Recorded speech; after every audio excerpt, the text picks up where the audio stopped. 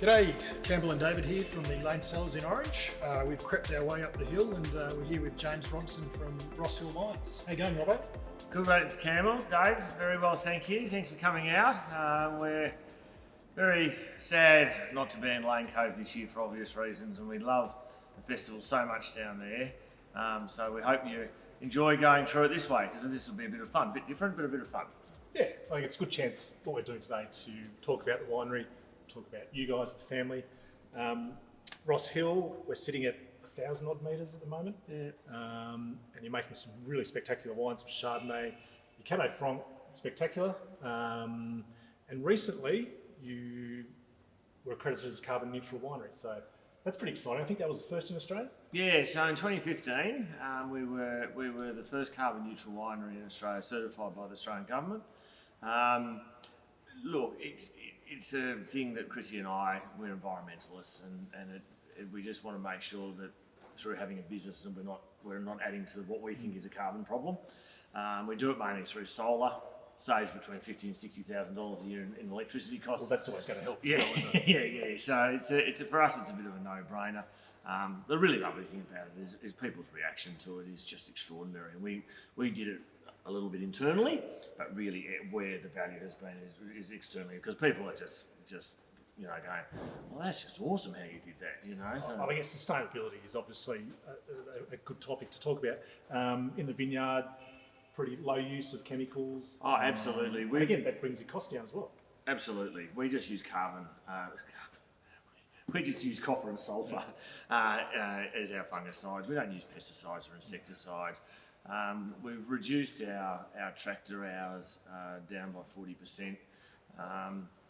There's no fertilisers. It doesn't need to be. Pretty fertile sort of place in the world. Well, yeah. I mean, it's not like we're trying to grow grapes out of the Simpson Desert. That's right. This is a volcano, and well, those soils just outside that door. I mean, they're 90 feet deep topsoil. So I need some of that at home. Yeah. Cab Franc. I know Campbell's a big fan. One of my favourites. Talk to us about. Obviously, this is a blend. Yep. Does it need to be a blend?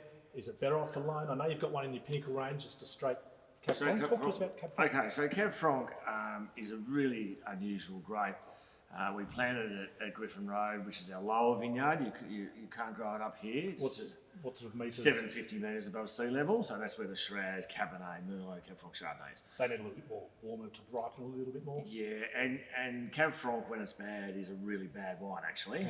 But when it's good, it's an absolutely delicious wine. So we actually do it in 4 forms.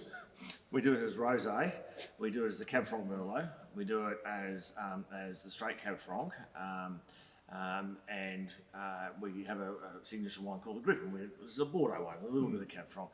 Cab Franc can be blended, but when it's grown in the right spot, it's absolutely delicious.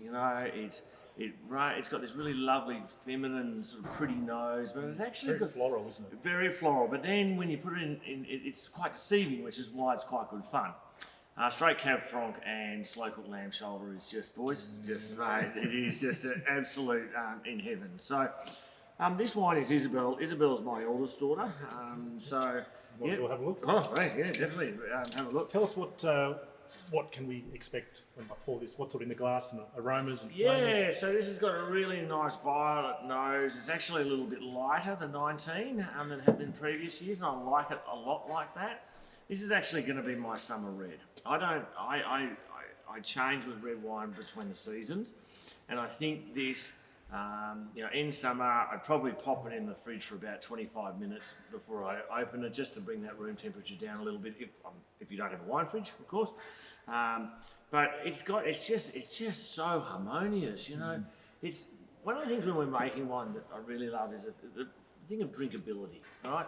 So that's when you have one glass, you just go to someone, I'll just have another glass of that, And you get to the end and go, that was a small bottle. Yeah, that's right.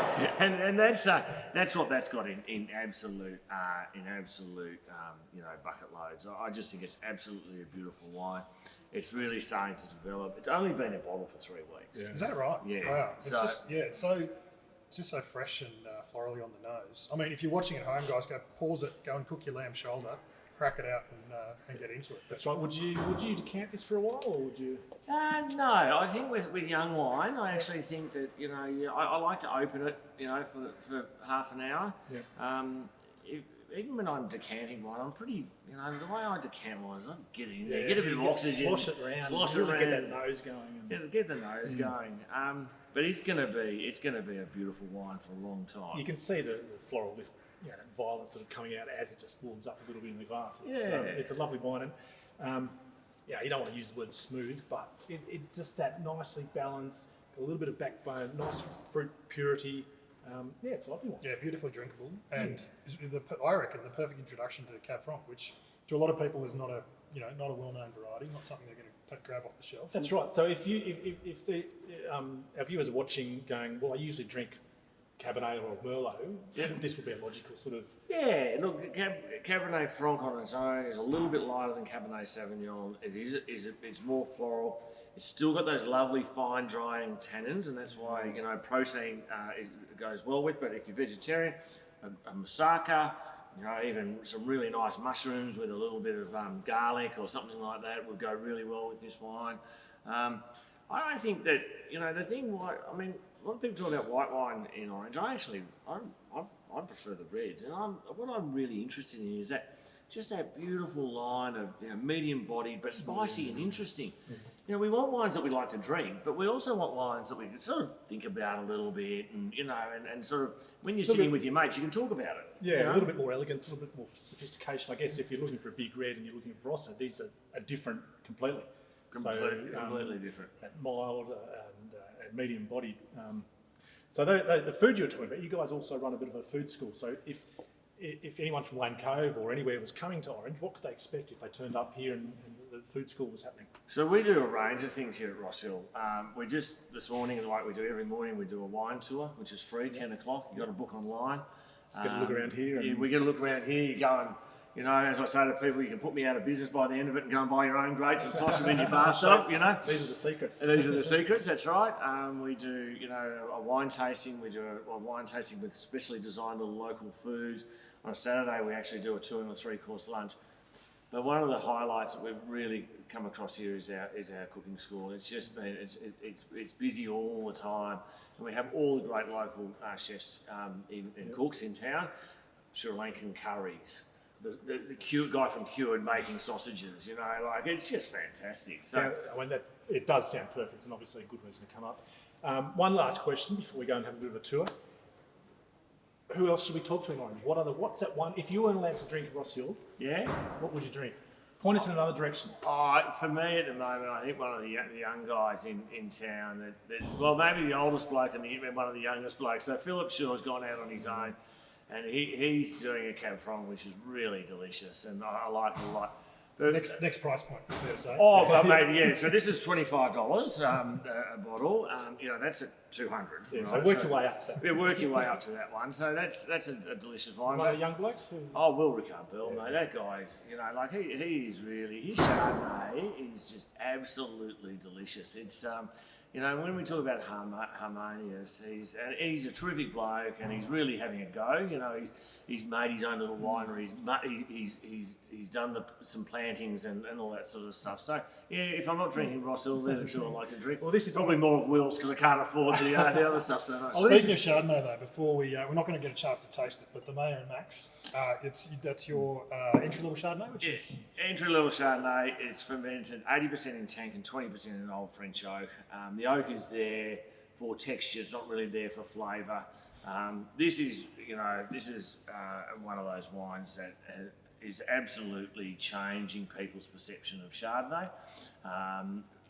It's about those people who love those, Pinot Gris and Rieslings, and they come in and it's got really lovely natural acid.